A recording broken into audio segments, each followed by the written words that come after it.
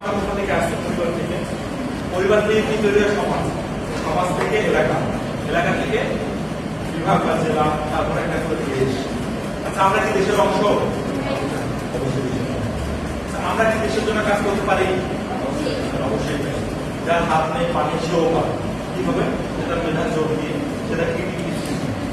আচ্ছা, আমরা যে এখানে পড়াশোনা করতেছি না, আপনি যে লেভেল থেকে পড়াশোনা করে আসছেন, আমরাও সেই লেভেলগুলো পার করে আজকে স্টেপ বাই স্টেপ এখানে আসছি।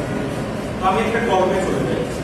আমার এক ফ্রেন্ড, সে ছোট থেকে সরকারি স্কুলে পড়াশোনা করে, কোথাও পড়াশোনা করে সরকারি প্রাথমিক স্কুলে, ওখান থেকে আসতে আসছে।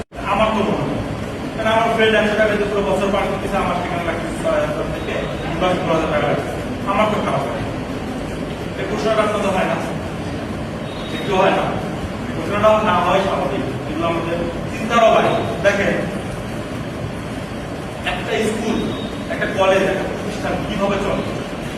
অর্থের উপরে চলে, তাই না? অর্থটা আসে কিভাবে? অর্থটা কিভাবে আসে? আমাদের বেতন, এটা তো মেন না। আর কোনো কিছু আছে জানো? আর কোনো সুযোগ আছে তাদের? হ্যাঁ, আপনারা বলতে পারেন অনুদান। অনুদান, তারপরে একজন আছে, সেটা আপু আর ওই ছেলে মেয়ের কাছে আছে। ঋণটা কি সবার কাছে আছে না? আমরা কি পূরণ করতেছি সেই ঋণটা? আমরা চাইলে তো সবাই মিলেমিশে একটা ফান্ডিং কালেকশন করে তার টাকা দিতে পারতাম না? দেশ কিভাবে চলে? টাকার উপরে চলে, কর, বাজার, খাজনা, এগুলো। আচ্ছা, এগুলো দেয় না জনগণ। আমরা এগুলো দিয়েই কি শুধু আমাদের দায়িত্ব শেষ? দায়িত্ব শেষ? আমরা সরকারকে অনেক কিছু বলি যে আচ্ছা, আমি তো এই খাজনা দিলাম, খাজনাও দিলাম।